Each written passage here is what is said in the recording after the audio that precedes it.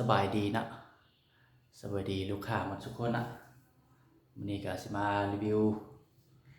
เครื่องนึงให้ลูกค้าได้เบิ่งนะรีวิวตัวปืนนะอันนี้เป็นทัตติโก้นะทัตติโก้ใส่งอนนะตัวนี้นะทัตติโก้ใส่งอน100%นะตัวนี้ก็เป็นท็อป A นะท็อป A ใส่งอนนะท็อป A ใส่งอน100%นะ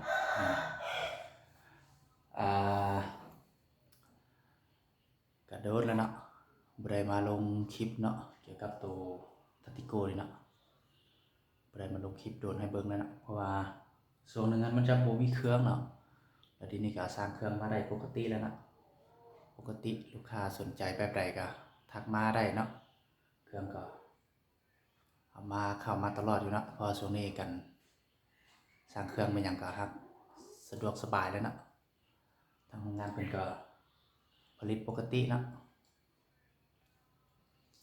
ปืนของไอ้สำหรับนี่ไอ้จะประกันความแม่นให้นะความแม่นไอ้ครับประกันให้เนาะประกันให้ถ้าผู้ใดซื้อน้ำไอ้ไปเนาะบ่แม่นบ่หยังเนาะทักมาน้ำไอ้เนาะเกี่ยวกับไอสิบอกวิธีแก้ไขเนาะถ้าแก้ไขมันยังบ่ได้นะไอสิเปลี่ยนเล้าใหม่ให้เลยนะสำหรับไอ้นะครับประกันเรื่องความแม่นเป็นหยังให้หมดนะเรื่องความแม่นมันไอ้ครับประกัน 100% ให้เนาะถ้าของผู้ใดที่ว่าเอาน้ำไอ้ไปเนาะหากว่าซื้อบ่แม่นบ่หยังเนาะทักมาได้เลยเนาะให้คำปรึกษาเนาะมันจะมีหลายกรณีนะที่ว่ามันจะเฮ็ดให้ปืนมันแม่นได้นะมันบ่กุมได้แต่ว่าไอ้รับประกันให้เนาะเรื่องการซ่อมแซมไอ้ก็บอกวิธีให้เนาะเรื่องถ้าซ่อมแซมหมดทุกวิธีหั่นยังบ่ได้เนาะไอ้ก็สิเปลี่ยนเล้าให้เลยเนาะเปลี่ยนเล้าให้ลูกค้าเลยเนาะไอ้รับประกันเนาะผู้ใดที่ว่าอยากได้ของดีเนาะทักมาเลยเนาะไอ้นะจัดแต่ของดีๆให้ลูกค้าเนาะบ่มีของก๊อปของหยังให้ลูกค้าละไอ้จัดของงาน 100% เนาะของแท้ 100% เนาะ อันนี้เป็นทัตติโก้เนาะทัตติโก้ใส่งอนเนาะตัวนี้งามเนาะเรื่องความงามนี่โอ้ใส่ถังคาร์บอนอีกสุดรอเลยนะเข้าปลานี่เป้แบบบ่ฮู้เมื่อยบ่ฮู้นักเลยเนาะ ความงามความรอนะความแม่นของมันนะราคา10,500,000นะบอกนี่นะ10,500,000ภาพไทยได้10,500,000ถังคาร์บอนนะถังคาร์บอน 0.5 สุดยิ่งเป็นทัตติโก้ไซงอนนะ 100% กล้องเป็นกล้อง BSA นะลาว TK ฮ่องกงนะลาวเป็นลาว TK ฮ่องกงไทยเป็นไทยพับเนาะไทยอยากไทยพับนะพับได้สบายนะเข่งสปริงไนนี่ก็ได้นะสปริงคอนตอนนี้นะเข่งสปริงคอนแต่ตัวรุ่นใหม่นี่มันค่อนข้างจะแห้งนะห้ามบ่จำเป็นสิเข่งสปริงก็ได้เลยนะเพราะยิงมันแห้งหลายแล้วตัวนี้นะขนาดว่าปรับจำแล้วยิงก็ยังแห้งนะยังรู้สึกว่าแห้งหลายนะแห้งกว่ารุ่นเก่ามันหลายเท่านะตัวนี้นะ10,500,000เนาะครบชุดเนาะลูกค้าคนใดสนใจก็จัดไปนะจัดไปเลยนะส่วนที่มีเครื่องหลายนี่นะลูกค้าได้เลือกตามสบายนะเลือกตามใจนะส่วนที่เครื่องขาดนั้นบ่ค่อยมีเครื่องให้ลูกค้าได้เลือกนะ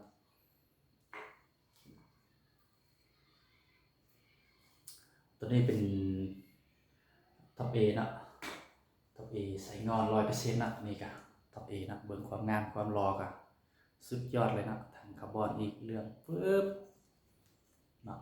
ถังคาร์บอน 0.5 กล้อง BSA นะลาว TK ฮ่องกงคือกันสุดยิ่งเป็นท็อป A ใส่งอนเนาะปี2025นะตัวนี้นะ2025ล่าสุดเลยนะไทยกับภาคใต้นะภาคสบายนะแน่นดีบ่หยังเลยนะประกันความแม่นความรอนะลูกค้าคนใดสนใจก็ทักมาเนาะพวกนี้11,500,000เนาะ11,500,000จัดไปเลยเนาะพร้อมแบ่งให้ลูกค้าเลยลูกค้าคนใดที่ว่ารู้สึกว่าถูกใจนะถูกใจแบบใดก็ทักมาเลยนะ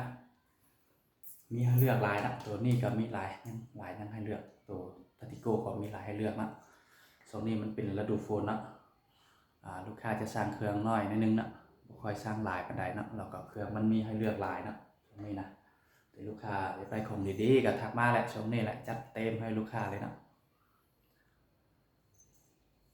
เป็นลูกค้าได้เบิ่งซะนี่นะ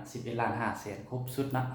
กล่องสูบลูกปืนโม่สุดโอลิงครบพร้อมยิงเลยนะโอเคมื้อนี้ก็มาพบลูกค้าซะนี่นะลูกค้าทุกคนซะนี่ไว้เป็น การหน้าไอซิมารีวิวให้เบิ่งอีกเนาะถ้าผู้ใดอยากจัดของที่ราคาสูงก็แบบนี้เลยนะถ้าว่าอยากได้เป็นทางอาลูไม่หยังก็ไอเปลี่ยนให้ได้มันนะทางอาลูก็ของ Discovery มันหยังก็ไอเปลี่ยนให้ได้หมดนะแล้วแต่ลูกค้างบของลูกค้าเนาะลูกค้ามักงบส่ำใดไอก็สิประกอบแบบนั้นให้เนาะมื้อนี้ก็สิมาพบลูกค้าทุกคนในส่ำนี้เอาไว้เป็นโอกาสหน้านะมารีวิวให้ลูกค้าได้เบิ่งใหม่อีก